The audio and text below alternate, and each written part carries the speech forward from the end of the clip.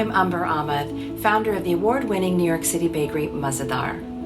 I got my love of food and baking from my family, and now I'm excited to share everything that I've learned with you. I hope that you love these recipes and that you get as much joy out of making and eating them as I do.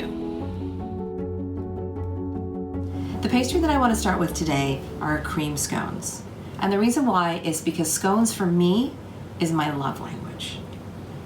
Most people think about scones as sort of dry hockey pucks, or basically a throwaway or a vessel for salty butter and sweet jam. Those are scones. These are scones.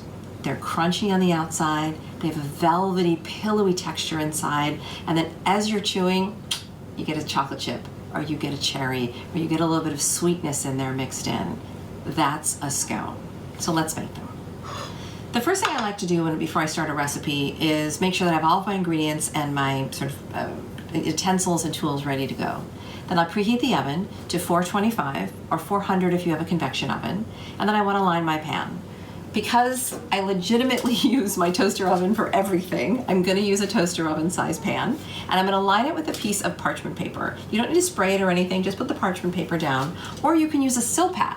A silpat is a rubberized mat that's reusable. A lot of people use them in bakeries very often because it gets very wasteful if you're throwing out hundreds of pieces of paper every day.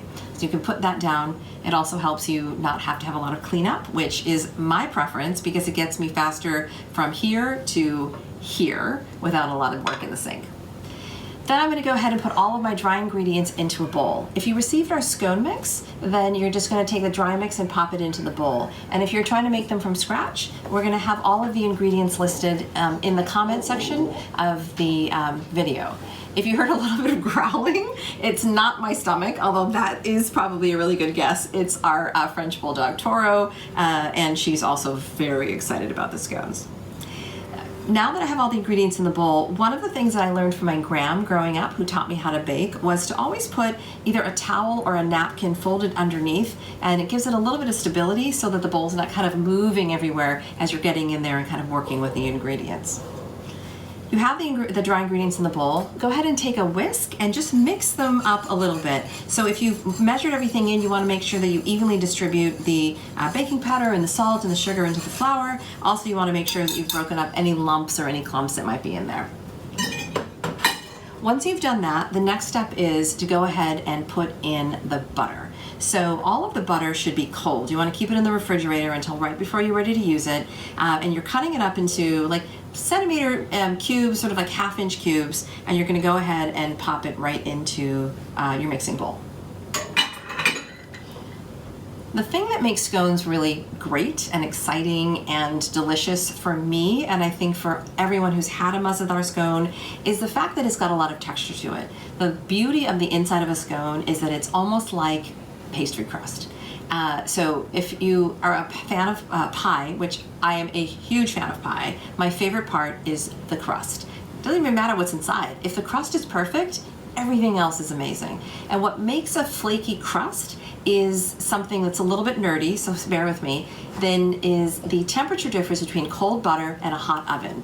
If you have cold butter and you put it into a hot oven, what happens is the water in the butter starts to evaporate, it creates steam, and you get almost these little pockets, and the pockets inside are what create the crust, the flakiness, and almost a little bit of that crunchiness. So we want that same experience now with the scones. And to do that, you've taken cold butter, you've put it into the flour, and we're going to do what's called cutting. We're going to cut the butter into the flour, and all that does is make sure that you get almost pea-sized pieces, pea-sized morsels in the mixture. So what I'm doing here is cutting, and what I'm using is what's called a pastry cutter. Good name. And this is essentially a handle with a bunch of wires that are pretty stiff that allow you to cut and basically not emulsify the butter or get it completely into the ingredients. Instead, you're leaving, again, little chunks. Think about that. If you have little chunks of butter, they're going to go into the oven and you're going to get little flaky pockets, which is really your goal. If you don't have something like this, that's no problem. You can use a bench scraper or bowl scraper, or you can always go to the trusty 2 forks. 2 forks, very easy, same kind of look. You're gonna go ahead and press in, and you're gonna keep doing that until you get to what we call pea-sized morsels. So I am gonna go ahead and use this device because I have it, and that's one of the beauties of baking, is it shouldn't be hard and it shouldn't be arduous or a pain. It should be exciting and easy and relaxing. I think a lot of people use baking as a mode of relaxation, and I always did. I always thought that it was a way that I could kind of unwind. And the irony is I go to work and I bake all day long, and then I come home and I bake some more to relax. All right, now that I have these things done up in what I would say are essentially pea-sized morsels, you can kind of see the size of these.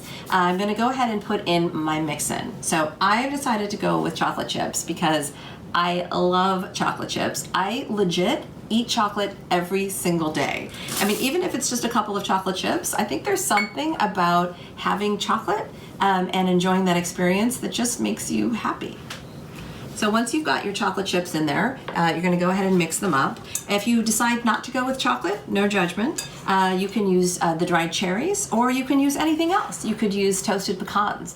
You could use fresh fruit. One of the things that's quite lovely is taking a seasonal fruit and putting it into your scones. We are particular fans of strawberries. Blueberries are really lovely. And when peach season comes around, we make peach scones, which are really fun. If you're going to use any of those ingredients, you want to go to about 3/4 of a cup of chopped ingredients in there. So you've seen that I've just gone ahead and I've mixed this up so that all the chocolate chips are evenly distributed. You want to make sure that everybody gets chocolate chips because you don't want to be that sad person that gets no chocolate chips. Make sure it's distributed. Now that this is done, the only other thing that we have to do now is add the heavy cream. So the heavy cream that is in the package is 1.5 cups. You can get 1.5 cups of cream if you don't have the pack. And you're gonna go ahead and put in, I would say about a cup's worth of cream. Go ahead and drizzle it on top of the ingredients. And then you wanna start mixing it up in a sort of just like in a rotating fashion. Ultimately, your goal is to get a ball of dough. You want the dough to be wet enough that it sticks together, but not so wet that you can't get it off your fingers without some cursing and some water. All right, as I do that, you'll see that I'm creating a big ball, but there's also still a lot of dry pieces there. So I'm gonna go ahead and add a little bit more of my cream in. Just kind of drizzle it all over, especially where you see any of the dry pockets of flour. And then you're gonna go ahead and you're gonna, ooh, you're gonna splash yourself. And then you're gonna mix up the rest of the cream. So that, by the way, happens all the time in the kitchen, which is why everything that we have in the kitchen is washable. All right, as I continue to sort of work the dough, you're gonna get to a point where you're just gonna wanna give up on the spatula itself. So go ahead and just, scrape it off, get it all over your fingers. That's the fun part. And then just start working it. You don't want to work it too much. You don't want to get it so sort of overworked that the dough becomes tough or stiff. That's where you kind of run into getting a chewy pastry, and you want to kind of avoid that. Pastry shouldn't be work. You shouldn't have to chew a pastry. It should just kind of like melt away in your mouth and just give you an opportunity to relax and be pampered. All right, so you'll see that now my dough is one big ball. So I'm gonna take that out of the bowl. I'm gonna remove my napkin, and I'm gonna put a little bit of flour down on the surface. That's just sort of gives it a little bit of slip and make sure that the dough doesn't stick directly to the top of the counter. Okay, so now that I have the dough here, what I'm gonna do is I'm gonna knead it, and which is just like push it together a little bit. You kind of wanna introduce your hands and the cold surface to the dough. And you've gotta move it around a little bit, you're pushing it, you have it kind of in a little bit of a mound.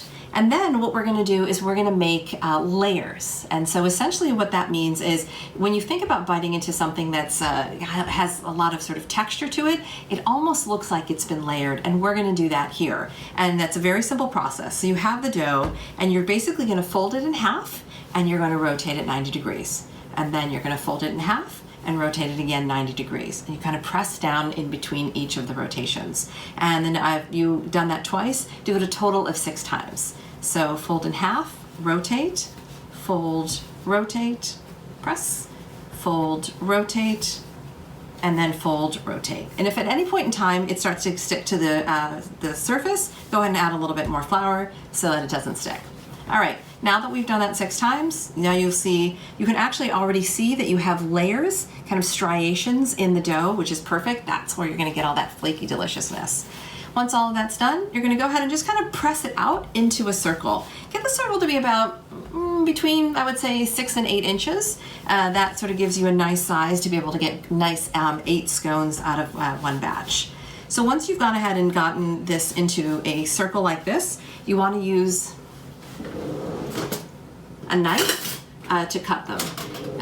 When you're using a knife, you want to make sure that you use a straight edge knife, a sharp sort of chef's knife. You don't want to use a serrated knife. A serrated knife is something that you're going to use to like kind of saw through something, and you're not sawing. Remember, this is pillowy, velvety easiness. All right, I'm going to go cut it in half.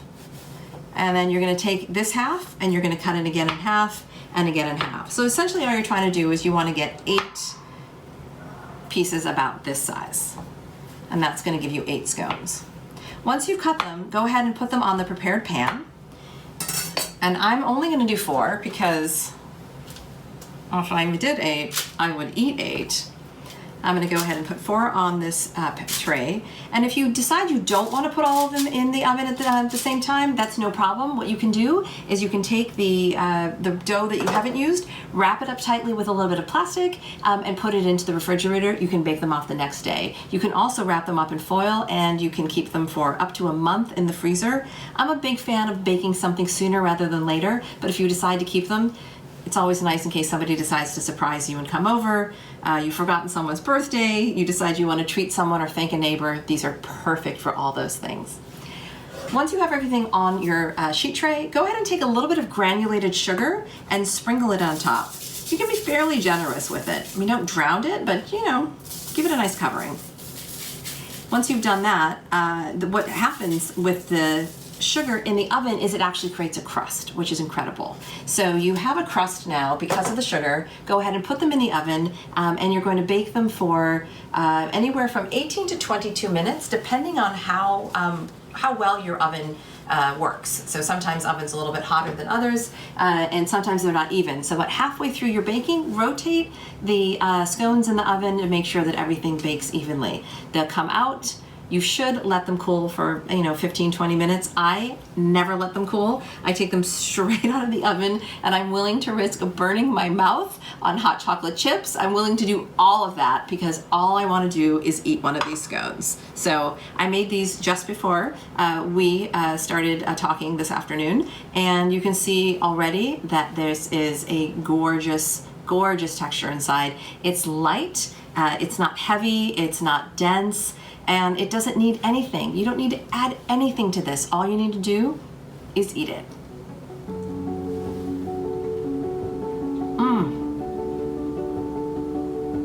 I got the crust, the best part. Thank you.